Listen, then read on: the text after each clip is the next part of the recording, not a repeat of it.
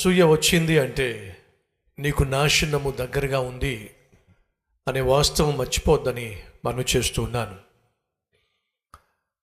దావీదు ఎప్పుడైతే గుర్తింపును పొందుకున్నాడో, తాను కలిగి ఉన్నటువంటి యుద్ధ శూరత్వాన్ని కనపరిచి గొల్యాతును చంపేశాడో,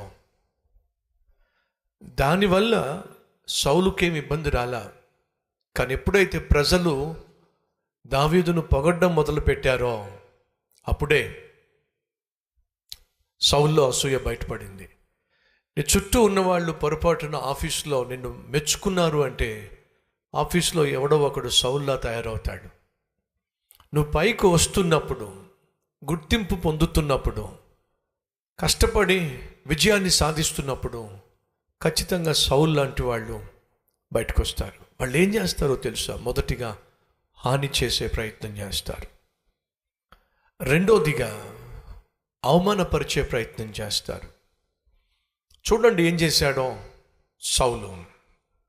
మొదటి సమూయేలు 18వ అధ్యాయము 5వ వచనం చదువుతున్నాను. దావీదు సౌలు తనను పంపిన చోటుకెళ్ళను పోయి సుబుద్ధి కలిగి పని చేసుకుని వచ్చెను గనుక సౌలు యోధుల మీద అతనిని నియమించెను. యోధులు అంటే సైనికులు, సైన్యం యుద్ధం చేసేవాళ్ళు. యుద్ధం చేసే సైనికులందరి మీద దావీదును అధిపతిగా చేశాడు. ఉన్నతమైనటువంటి పొజిషన్ దావీదుకు వచ్చింది. ఎందుకంటే అప్పుడు ఎవరూ కూడా దావీదును మెచ్చుకున్నట్టుగా మనం చూడం. కాబట్టి సౌలు ఏం చేశాడంటే ప్రమోషన్ ఇచ్చాడు, అందరి మీద అధిపతిని చేశాడు. 18వ అధ్యాయము 7వ వచనము. సౌలు 1000 కొలదియు దావీదు 10,000 కొలదియు శత్రువులను హతము చేసిరి. 9వ వచనము. కాబట్టి నాటి నుండి సౌలు దావీదు మీద విషపు చూపు నిలిపెను. మొదటిగా ఏం జరిగింది? అసూయ ఎప్పుడైతే వచ్చిందో దురాత్మ వచ్చి సౌలును ఆవరించింది. నీ రూమ్మేట్కి మంచి ఉద్యోగం వచ్చిందనుకోండి, సంతోషంగా అప్రిషియేట్ చేయండి, షేక్ హ్యాండ్ ఇవ్వండి. నీ క్లాస్మేట్కి మంచి సంబంధం దొరికిందనుకోండి, మనస్ఫూర్తిగా కంగ్రాచులేషన్స్ చెప్పండి. మీ ఆడపడుచుకో లేకపోతే మీ బంధువులో ఎవరికైనా చక్కని గర్భఫలం అనుగ్రహించబడితే మనసారా వెళ్ళి ఆశీర్వదించండి. అంతేగాని అసూయ మాత్రం కనపరచకండి. నువ్వు అసూయ కనపరిచావు అంటే నీ మీదకు దురాత్మ వచ్చి పడిపోతుంది.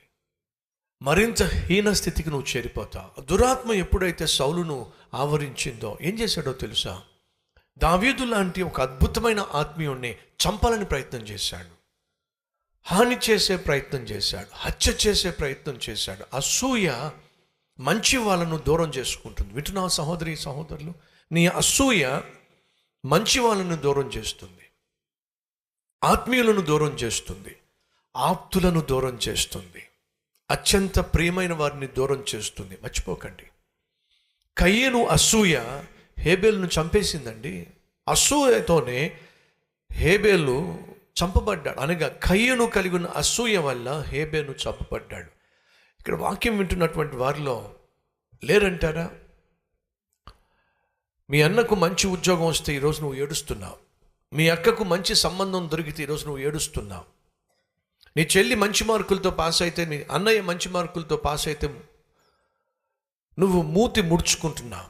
సొంత అక్క లేక చెల్లి లేక అన్న తమ్ముడు బాగుపడితే చూడలేకపోతున్నావు, వర్ధిల్లితే చూడలేకపోతున్నావు, హెచ్చించబడితే చూడలేకపోతున్నావు, స్థిరపడితే చూడలేకపోతున్నావు, మంచి ఇల్లు కొనుక్కుంటే, ఒక మంచి కారు కొనుక్కుంటే చూడలేకపోతున్నావు. పరాయి వాళ్ళ సంగతి పక్కన పెట్టేసి కనీసం నీ తోబుట్టు బాగుపడితే చూడలేకపోతున్నావే. నీకేముందో తెలుసా? అసూయ.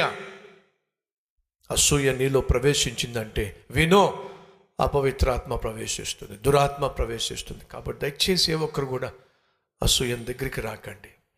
ఎవరైనా వాళ్ళ జీవితంలో పొందుకున్నటువంటి విజయాన్ని నీతో పంచుకుంటే మనసారా సంతోషించు, మనపూర్వకంగా అభినందించు. అది దేవుడు చూసినప్పుడు నిన్ను కూడా ఆశీర్వదిస్తాడు, నిన్ను కూడా దీవిస్తాడు. సరిచేసుకుందాం. కోపతాపాలకు అవకాశం ఇవ్వకండి. కేకలేసే వారిగా అరిచి రాద్ధాంతం చేసే ఇల్లాలిగా భర్తగా ఉండకండి. దురాత్మ కలిగిన వాడు కేకలేస్తాడు, దేవుని ఆత్మ కలిగిన వాడు కేకలేయడు.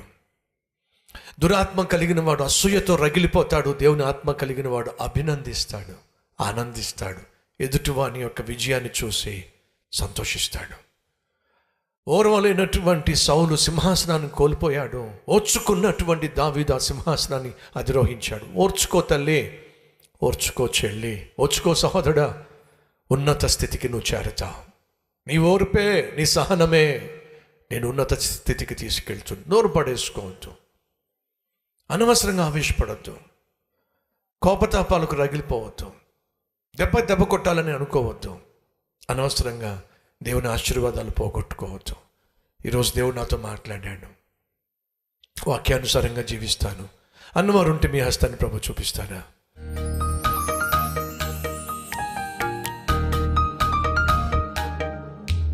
మహాపరిశుద్ధుడు అయిన ప్రేమ కలిగిన తండ్రి, సూటిగా స్పష్టంగా మాతో మాట్లాడినందుకు మీకు వందనాలు, స్తుతులు, స్తోత్రాలు చెల్లిస్తున్నాను. విత్తబడిన ఈ వాక్యాన్ని నాయన మా హృదయాల్లో దాచుకొని వాక్యానుసారంగా జీవించాలని సహాయం చేయండి.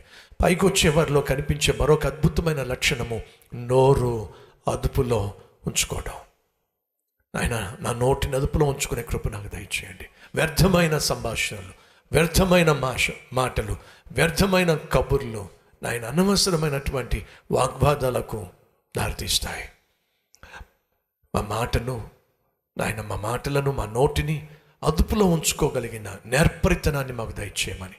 మమ్మల్ని ద్వేషించేవాళ్ళు, దూషించేవాళ్ళు, నాయన అవమానపరిచేవాళ్ళు, హాని చేసేవాళ్ళు మా చుట్టూ ఉండి రాళ్ళు విసురుతున్నప్పుడు నాయన మా నోటికి పని చెప్పక మోకాళ్లకు పని చెప్పి లోకం మీద పడి నాయన నోరు పాడు చేసుకోక మోకాళ్ళ మీద నీ సన్నిధిలో పడి ప్రార్థన చేసే విజయాన్ని సాధించే కృప మా అందరికీ దయచేయమని యేసు నామం పేరట వేడుకుంటున్నాం తండ్రి, ఆమెన్.